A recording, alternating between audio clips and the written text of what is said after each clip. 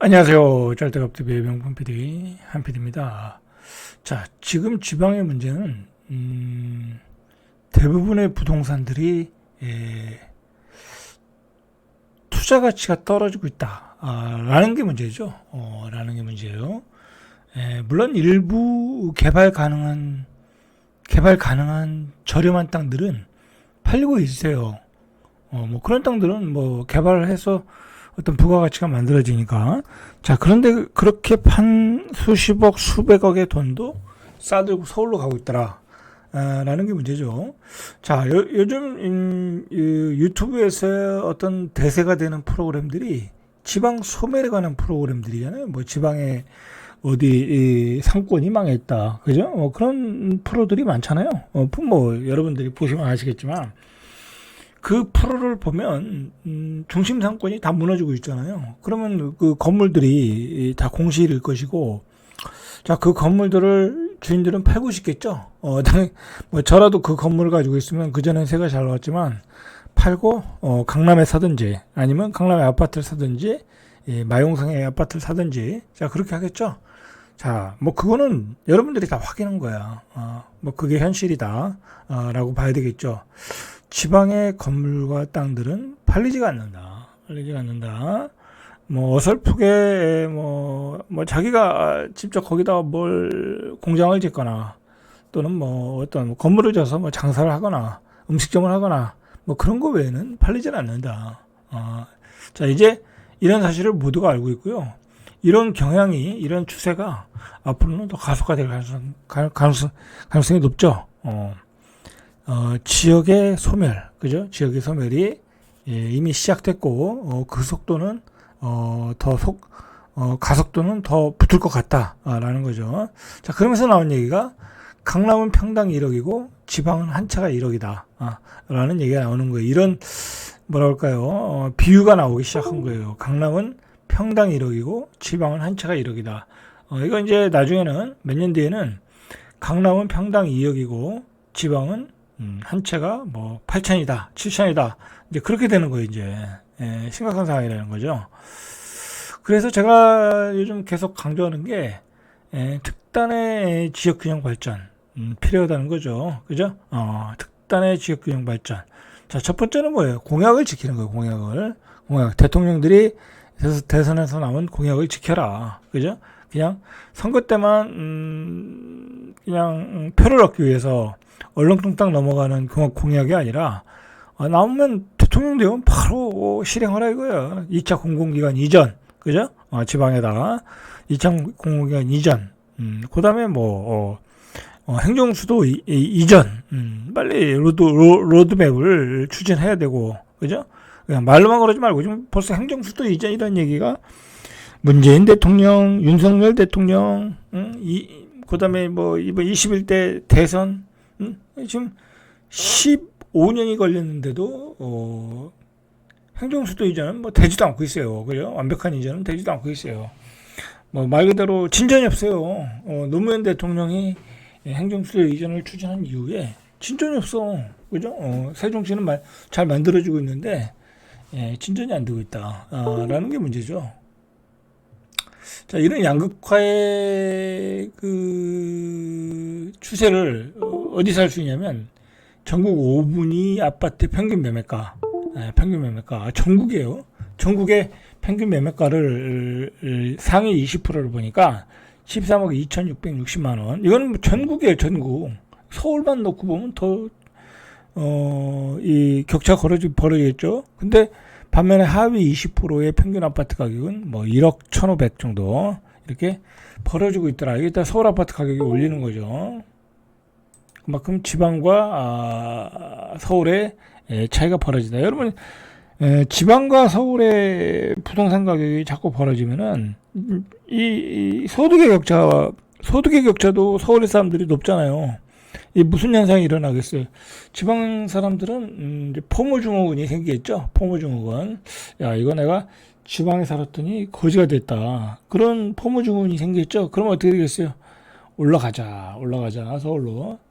여러분들 70년대, 저도 70년대 서울로 유학을 갔지만 집에서 보내줘가지고 그때 왜 서울로 갔겠어요? 지방에 먹고 살 게 없어서 다 서울로 갔잖아요, 그때는. 자, 그때는 뭐 서울에 안 가면 성공할 수가 없었어요. 우리 이 학자녀들은, 우리 자녀들은 공부하러 갔고, 취업하러 갔고, 대학 입시하러 갔고, 그래서 다 서울에 가서 지금 모여 살고 있는 거예요. 또는 경기도에 다 모여 살고 있는 거예요. 그죠? 자, 그런데 앞으로는 그런 추세가 더 강화될 수 있다. 왜냐면, 지방은, 옛날엔 지방에라도 지방에 땅을 가지고 있었으면 땅 다 올랐잖아요. 그죠? 막 지방도 인구가 증가할 때 시대니까. 그리고 아파트도 가격이 올랐어. 그런데 앞으로는 이제 뭐, 중소도시를 중심으로, 나중에 광역시까지 그렇게 되겠지만, 지방에 아파트를 가지고 있더니 팔리지가 않아. 가격은 점점 떨어져. 그죠? 그렇게 되면 어떻게 됐어요? 야, 팔고 서울이나 경기도로 가자. 이제 그런 추세가 더 빨라질 수 있다. 라는 거죠. 자, 심각한 상황으로 가고 있다라는 거예요. 이게 여러분들, 이게 어느 순간요, 이게 뭐 물이 이렇게 불에 데피면 부글부글 끓잖아요. 나중에 어떻게 되겠어요? 막 밖으로 튀쳐나오고 그러잖아요.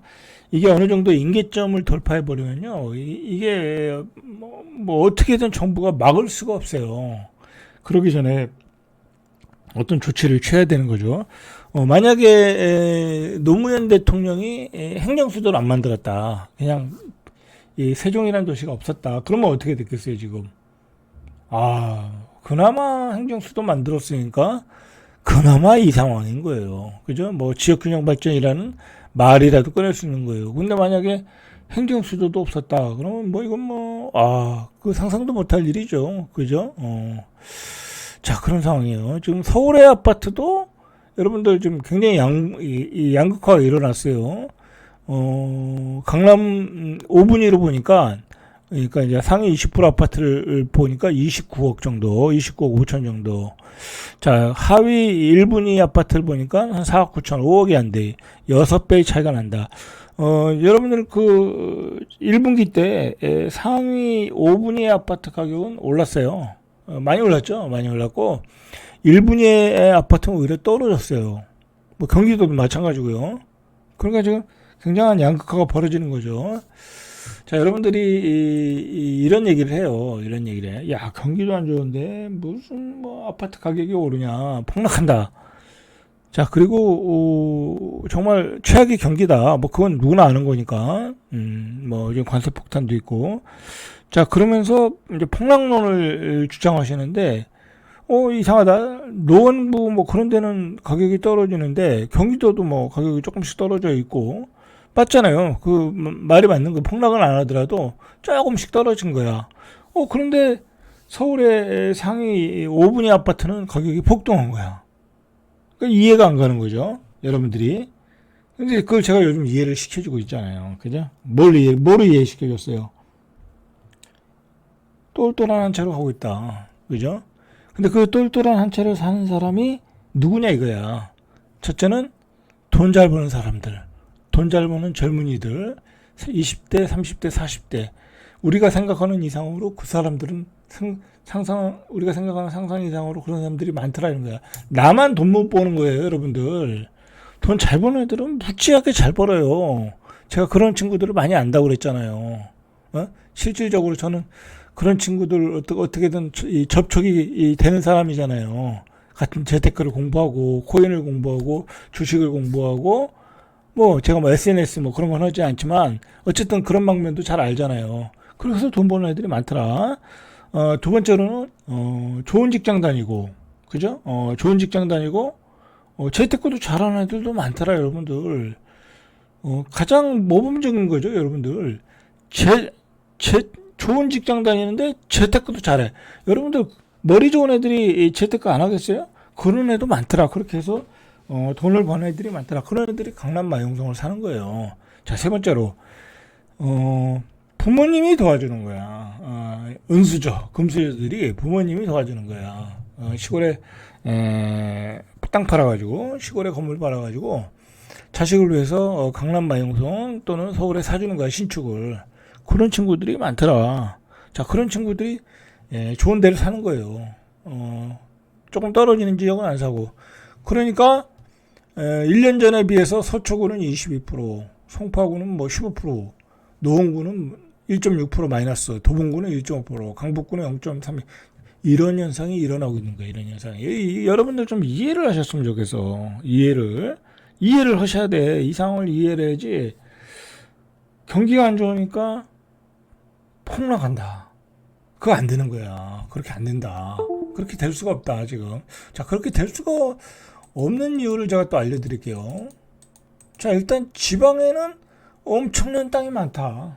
어떻게든 헐값에 팔아도 그게 자산화될 수 있는 돈이 많은 거야. 지방에 많은 엄청난 유동성이 있는 거야. 근데 이게 또 서울로 올라온다. 서울로 올라올 준비를 하고 있고 올라오고 있다라는 게 문제예요. 자, 여러분들 이 통계를 보세요. 한강변에 똘똘한 한 채 이제 1분기 때 이 통계가 나왔는데 한강변에 똘똘한 한 채 지방 부자들 서울 아파트 4,000건을 샀다. 여러분 이거는 쉽게 말해서요. 아파트를 샀다라는 거예요. 한남 뉴타운에 성수동 재개발의 빌라 그것도 이것저것 한 2, 30억 들어가거든요. 그런 통계는 나오지도 않았어요. 강남의 빌라 사죠. 방배동의 빌라 재개발로 사잖아요. 근데 그런 통계는 나오지도 않았어. 입주권 얘기는 나오지도 않았어요. 아파트만 4,000건 샀다는 거야. 그러니까 훨씬 더 많이 샀다는 거야. 훨씬 더 많이 샀다. 1분기 외지인의 매입이 아파트만 4,127건. 근데 3월 달에 2,131건. 이때 왜 많았어요? 토지거래 허가제가 풀렸기 때문에 샀다라는 거야. 중요한 거는 고가의 재개발 물건까지 포함하면 상상을 초월할 정도로 많을 수 있다라는 거죠. 그죠? 자, 그 통계까지 나왔으면 좋겠는데. 자, 어디를 샀냐? 3월에는 강남구와 송파구의 지방 거주자 매입 건수가 큰 폭으로 늘었다. 자, 전세를 끼고 매매하는 갭 투자가 가능했죠. 자, 월별로 보니까 1월에 803건, 2월에 1193건, 점점 많아졌죠. 3월에 2131건. 이렇게 많아지고 있다. 여러분들, 자, 오늘 중요한 얘기를 제가 해드릴게요. 오늘 할 얘기가 많네. 자, 이 한국 부동산원에서 이제 이번 주 주간 아파트 매매 동향을 보면, 자, 서울이 올랐고요. 경기도도 올랐고, 경기도도 0.01 올랐고요. 이제 떨어지질 않아요. 세종도 전세 가격 지수네, 그죠? 자, 매매 가격 지수 볼까요? 자, 전세도 오르고 있어요. 전세도 오르고 있어. 자, 매매를 보세요. 서울이 0.08 올랐고요. 자, 경기도는 조금 마이너스예요. 근데 경기도도 올라오겠죠, 그죠? 경기도도 이제 잘 안 떨어져요. 자, 보세요. 세종은 뭐 요즘 뭐 뜨겁고 0.40 제일 많이 올랐고, 자, 부산도 울산은 보합, 대구도 많이 줄이고 있어요. 자, 부산도 줄여가고 있어요. 점점 올라오는 거죠. 점점 이렇게 보합으로 가고, 약간 이제 강보합으로 가고, 그런 추세라는 거예요. 그런 추세. 자, 서울이 0.09에서 0.80, 뭐 강북구도 0.05 올랐고, 강남구는 0.10 올랐고, 자, 인천은 똑같고, 경기도는 낙폭을 줄였고, 그죠? 5대 광역시 볼까요? 0.07에서 0.60. 자, 제가 이걸 설명드린 건 뭐냐면, 바닥을 치고 전체적으로 올라오고 있다라는 거야. 전체적으로. 왜 그러겠어요? 자, 충청북도는 0. 플러스로 전환했어요. 이제 여기 세종시가 가까운 오송이 좀 강세인 것 같아요. 자, 왜 그러겠어요? 금리 때문에 그런 거예요. 금리 때문에. 하반기에 금리가 이미 금리를 내렸잖아요. 기준금리 내렸잖아요. 시장금리가 내렸잖아요. 한 1%, 0.7 정도는 내렸을 거래요. 한 3% 후반대, 4% 초반대면 대출금리가 나올 거예요. 근데 옛날에 5%대였잖아요. 내렸죠? 자, 그런데 더 명확한 거는 뭐냐면 후반기 되면 더 내릴 수밖에 없어요. 금리를. 왜 내려야 돼요? 지금 뭐 기업들 다 망하게 생겼어요. 여러분들. 몰라서 그렇지, 여러분들. 지금 그 우리나라 그 고전하는 기업들이 있잖아요. 그 석유화학, 철강 그런 옛날 산업들이 고전하고 있잖아요. 그리고 뭐 내수 경기도 안 좋고. 여러분은 기업들이라는 게 쉽게 말해서요. 채권을 발행해서 그 그 기업을 경영하고 유지하는 거잖아요. 쉽게 말해서 돌려막기 하는 거예요. 걔네들은 뭐 기업이 돈을 쌓아놓고 하는 거 아니에요. 그러니까 기업 하는 게 좋은 게 아니에요. 이게 그 사람들 대단한 거야. 쉽게 말해서 내가 채권을 발행해서 1,000억을 빌렸는데 만기가 됐네. 그럼 또 채권을 발행하는 거예요. 근데 이 회사가 작년에는 A 등급이었어. 수출도 잘 되고 그랬는데 지금은 적자야. B, C 등급이 돼버린 거야. 그럼 금리가 올라가겠죠? 어떤 바보가 부도날 가능성이 있는 기업에 채권을 발행하겠어요? 채권을 사주겠어요? 안 사주겠죠? 지금 그런 상황이에요, 여러분들. 지금 대부분의 기업들이 우리나라 그 옛날 구산업들이 그런 상황이에요. 그래서 이미 부도도 좀 나오고 그랬잖아요. 뭐 건설회사 말할 것도 없고 효성화학인가? 그것도 부도 났잖아요.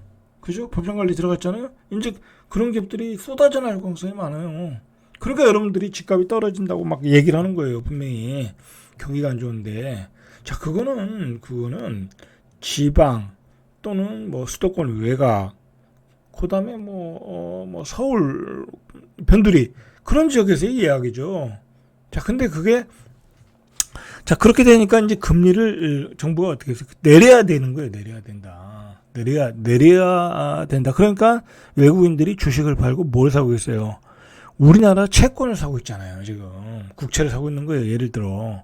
왜냐하면 금리가 떨어질 것 같으니까 채권을 사고 있는 거야. 왜냐하면 금리가 떨어지면 채권이 올라가거든. 그러니까 외국인들은 주식 팔아서 우리나라 채권을 몰빵을 하고 있다는 거예요. 지금 통계가.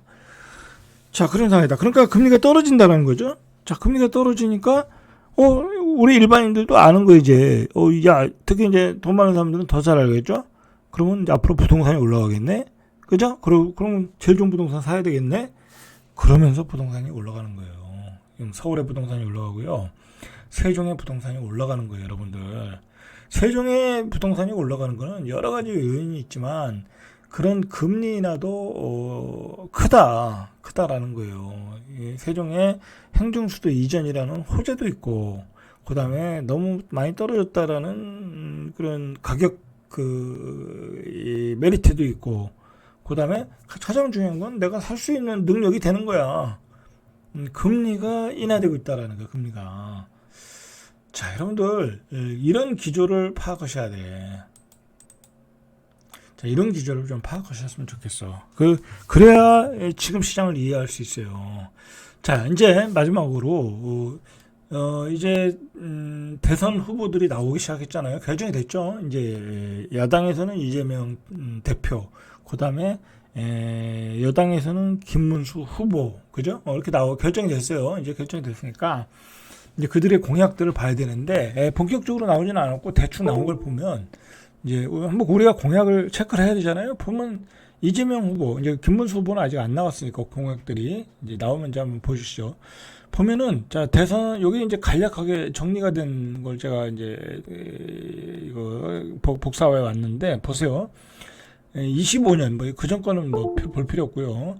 25년 대선 때 공급 확대, 주거 환경 개선. 자, 이건 뭐 항상 똑같은 얘기고 4기 신도시를 개발하겠다. 대상적은 아직 발표 안 했죠. 4기 신도시. 이제 윤석열 정부도 조금씩 조그만 도시들, 소규모 신도시들은 발표했어요. 뭐 그런 연장선상이다. 그렇게 보시면 되고요. 그 다음에 1기 신도시 인프라 재정비하겠다. 이제 용적률 높여서 1기 신도시 이제 개발하는 걸 가속하겠다라는 거죠. 이건 뭐 해야 되는 거니까 어쩔 수 없는 거고. 그 다음에 수원, 용인, 안산, 노후도시 계획정비. 뭐 이거는 1기 신도시의 어떤 확장성이죠. 확장성. 뭐 수원, 용인, 안산, 노후도시들을 어떻게 리모델링 할 것인가. 그런 고민이죠. 하긴 해야죠. 자, 5년간 250만 공급이 적정. 뭐 이건 뭐 항상 하는 얘기고. 그 다음에 이제 세금 문제는 조금 이제 과거에 과격했던 정책을 좀 내려놓겠다. 뭐 토지에 대해서 국토보유세를 부과하는 것은 이제 그런 얘기는 안 하더라고요. 뭐 그거 얘기하면 지방 땅값 다 착살 나는 거니까. 그죠? 뭐 거기까지 얘기하면. 그 다음에 뭐 종부세 얘기도 잘 안 하고 현행을 유지하겠다고 그랬잖아요. 그죠? 중도 정책을 피는 거죠. 자, 근데 제가 얘기하고 싶은 건 뭐냐면 자, 이런 정책들, 뭐, 서울 용적률 상향 분담금 완화, 재건축 낮추고, 뭐, 이거 뭐 다 윤석열 정부에서 추진하던 방향이잖아요. 그 다음에 사기 신도시, 자, 그 다음에 세금 손대지 않겠다. 여러분들, 이런 정책들이요, 대부분 서울 수도권의 인구를 집중시키는 정책들이에요. 여러분들. 제가 이야기하고 싶은 것은 뭐냐면, 이 야당은 지역균형 발전을 추진하는 게 어떤 정책의 가장 핵심 정책이잖아요.